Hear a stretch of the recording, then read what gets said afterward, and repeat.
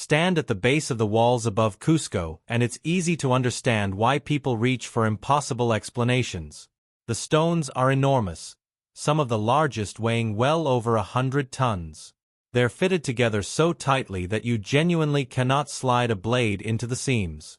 There's no mortar, no filler, nothing but rock resting against rock in joints so precise they look machined.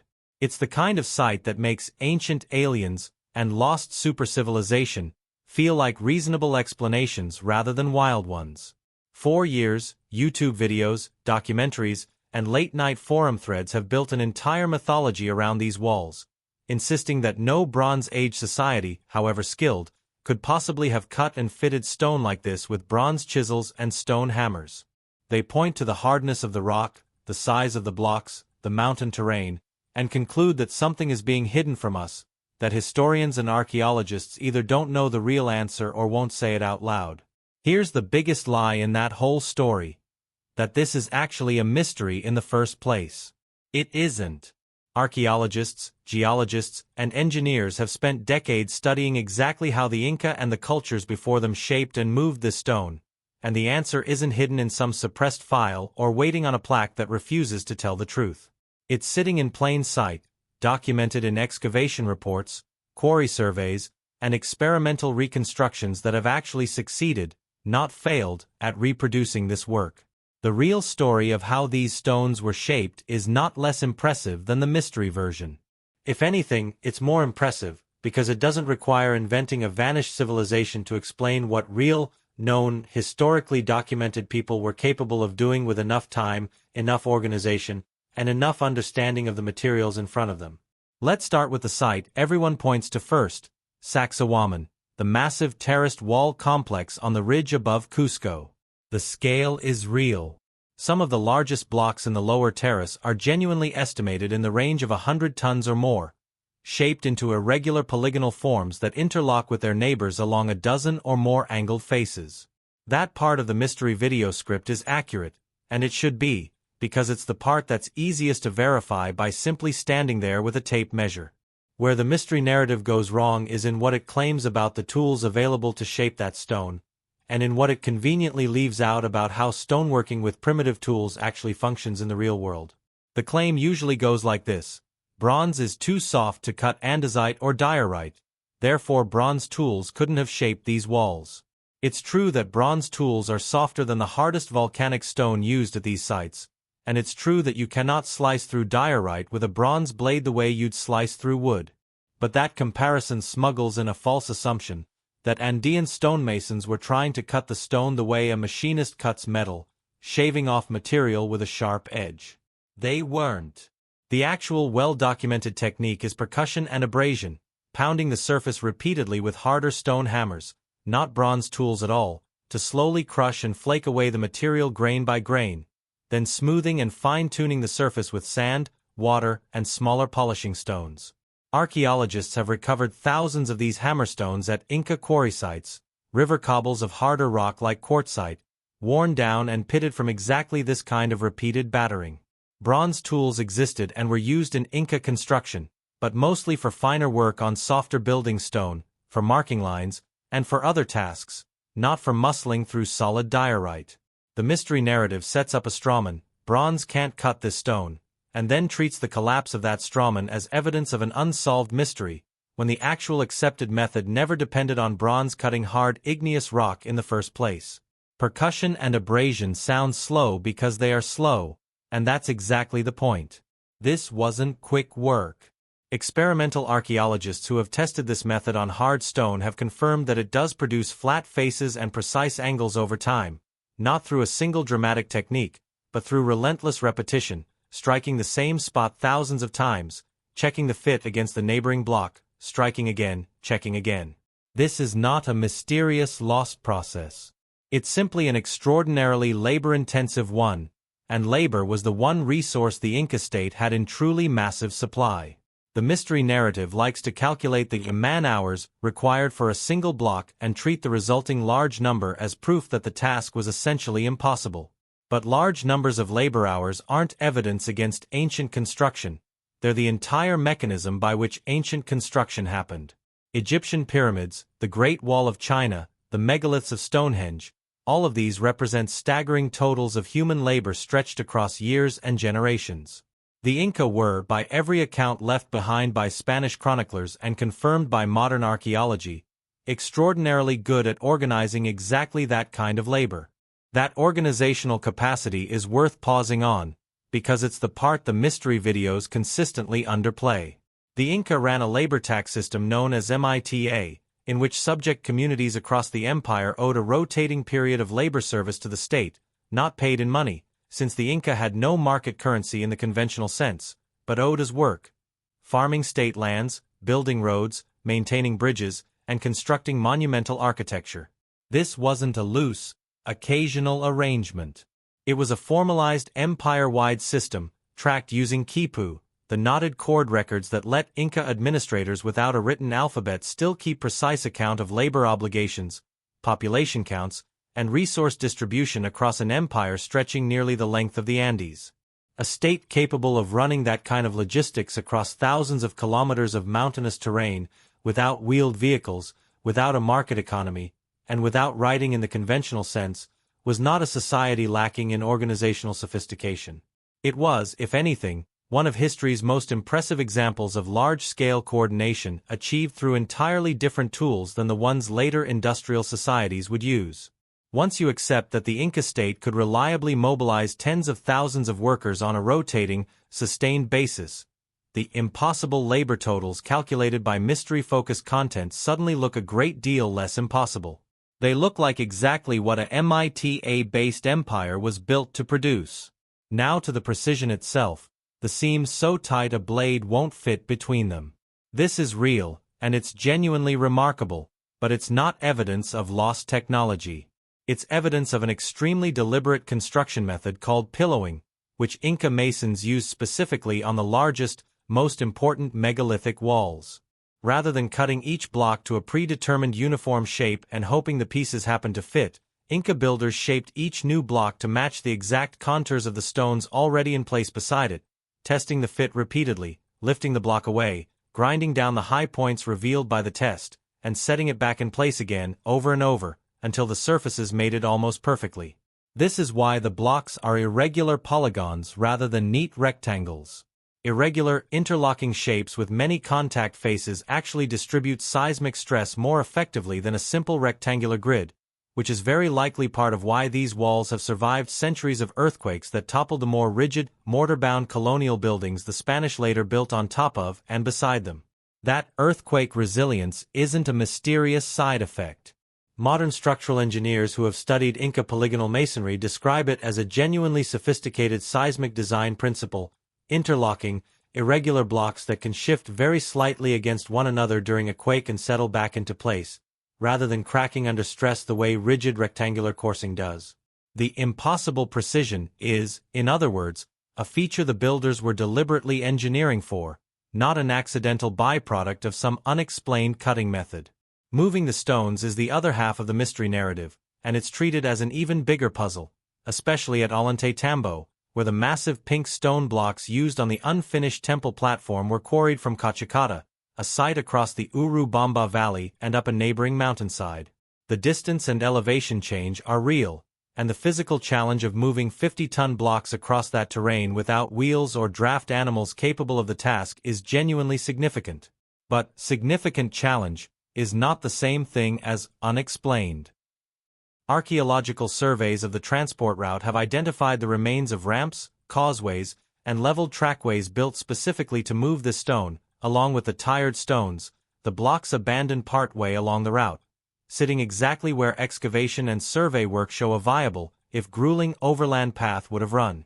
Ethnographic accounts and colonial-era descriptions, along with modern experimental reconstructions, demonstrate that large stones can be moved significant distances using wooden sledges, log rollers, packed earthen ramps, and enormous coordinated teams of workers hauling on rope, dragging the load a few meters at a time, adjusting the ramp, and dragging again.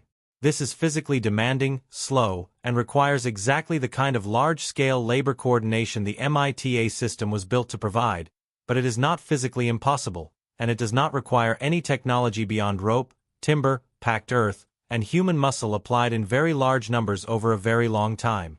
The stones weren't floated, levitated, or moved by forgotten machines. They were dragged inch by people, and the physical evidence of exactly how ramps, trackways, abandoned blocks along the route is still there in the landscape for anyone willing to survey it rather than simply photograph the finished walls and move on.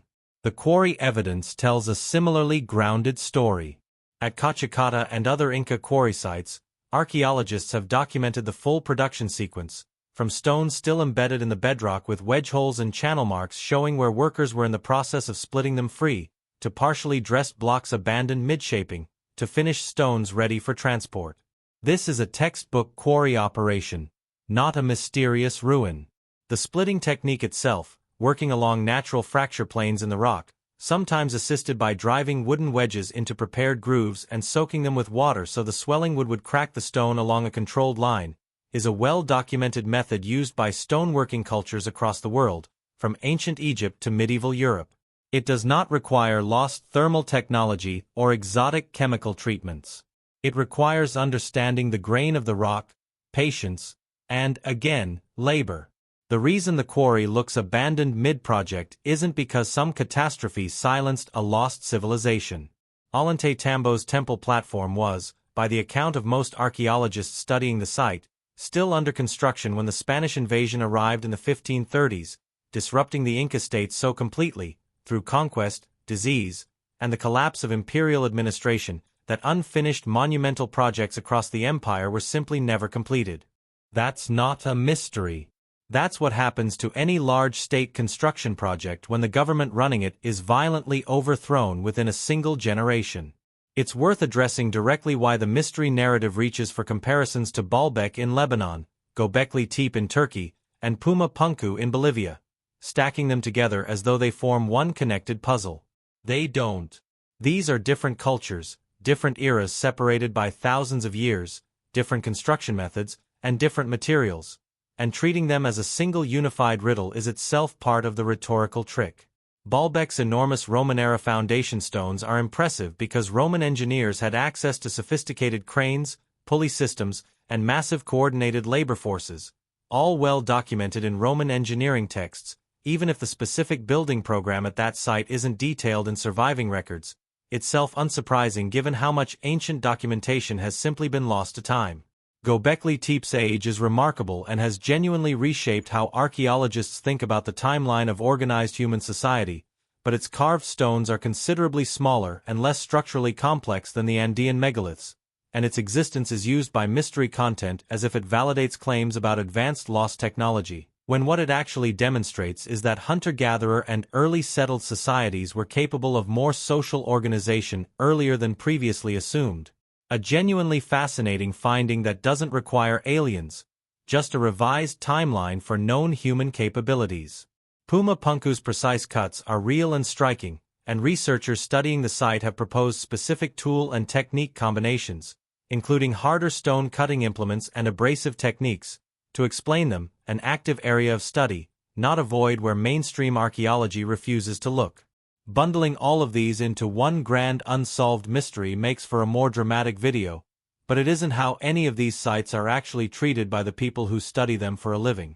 The same goes for the astronomical alignments, solstice and equinox orientations found at Inca sites, at Stonehenge, at Egyptian temples.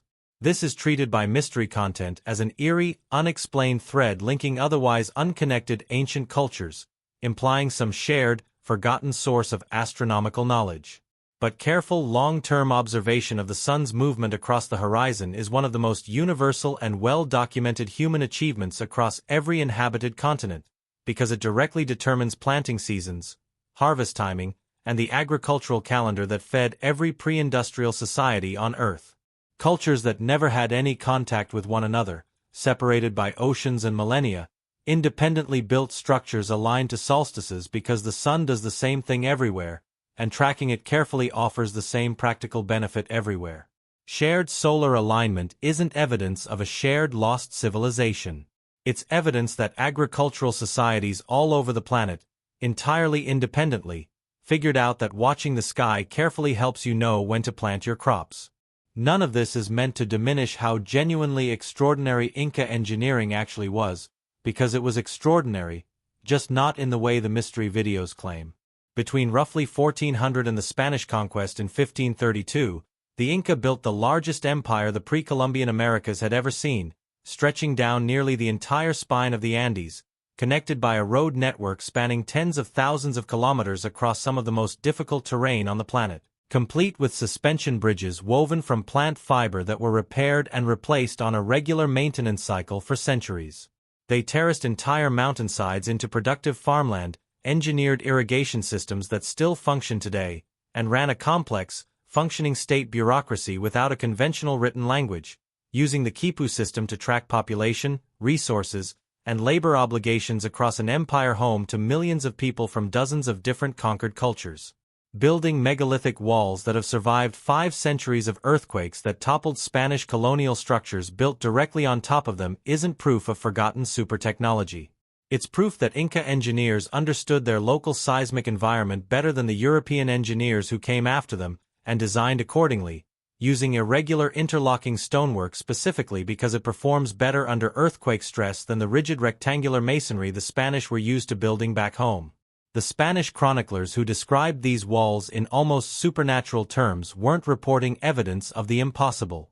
They were reacting, as people often do, to something that exceeded their own frame of reference, describing construction techniques their own European tradition simply hadn't developed for this specific combination of material, terrain, and seismic risk. That reaction has been recycled for centuries, from colonial-era wonder to modern mystery content sensationalism, each retelling adding a little more implied impossibility, a little more suggestion that historians are hiding something, until the actual documented archaeology, quarry sites, tool marks, transport routes, labor systems, engineering logic, gets buried under a much more dramatic but far less accurate story about lost civilizations and forgotten technology. It's also worth addressing the claim, often presented as a smoking gun, that some Inca chroniclers described the greatest walls as already ancient when the empire began, supposedly the work of a forgotten earlier people.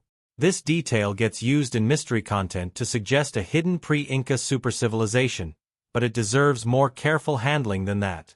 Long before the Inca rose to dominance, the Andes were home to a genuine succession of earlier cultures: the Wari, the Tiwanaku, the Quilca people who occupied the Cusco Valley before the Inca state absorbed or displaced them, and archaeological excavation has confirmed that some foundational work at sites in and around Cusco does predate the imperial Inca period usually associated with the finest megalithic walls. That's not evidence of a vanished advanced civilization erased by catastrophe. It's evidence of exactly what the archaeological record everywhere else shows, that human societies build on top of what came before them, that skills and sites get inherited, expanded, and rebuilt across generations, and that the culture we call Inca was itself the final, most centralized chapter of a much longer regional building tradition stretching back centuries earlier. Acknowledging that earlier Andean cultures contributed techniques and even some construction doesn't require inventing an Ice Age catastrophe or a technologically superior lost race. It simply requires accepting that Andean civilization, like nearly every civilization on Earth, didn't spring into existence fully formed. It developed layer by layer over a very long time, which is precisely what serious Andean archaeology has been documenting for decades.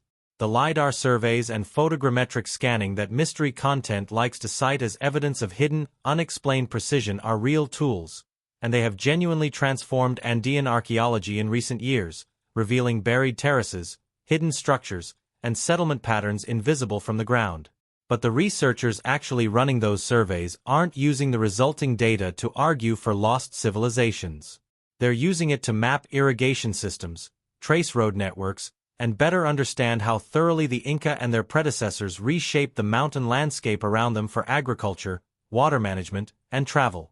The precision measurements taken from these scans have, if anything, reinforced rather than undermined the picture of deliberate, skilled human engineering, confirming just how consistently Inca masons achieved their pillowed-fit technique across dozens of sites, which is a testament to a genuinely refined, transmitted craft tradition, not evidence of some inexplicable outside intervention.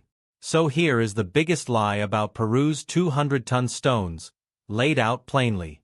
It isn't that historians are hiding the truth. It isn't that mainstream archaeology refuses to look at the hard questions. The lie is the premise that this is unexplained at all. The real explanation, patient percussion and abrasion with hammerstones, deliberate pillowed test fitting for seismic resilience, ramps and sledges and rope dragged by enormous coordinated labor forces under a highly organized MITA system, quarry sites showing the entire production sequence from bedrock to finished block, and a construction program interrupted mid-project by the sudden violent collapse of the empire that was building it, is sitting in the archaeological record for anyone willing to actually read it instead of skipping straight to the dramatic music and the suggestion of demons and lost civilizations. It is a less mysterious story than the one sold in late-night documentaries. It is also, when you actually sit with what it required, an even more impressive one, because it doesn't ask you to imagine a vanished supercivilization to explain what real people, using real tools, real organization, and real astronomical and engineering knowledge accumulated over generations, actually managed to build with their own hands on the side of an Andean mountain.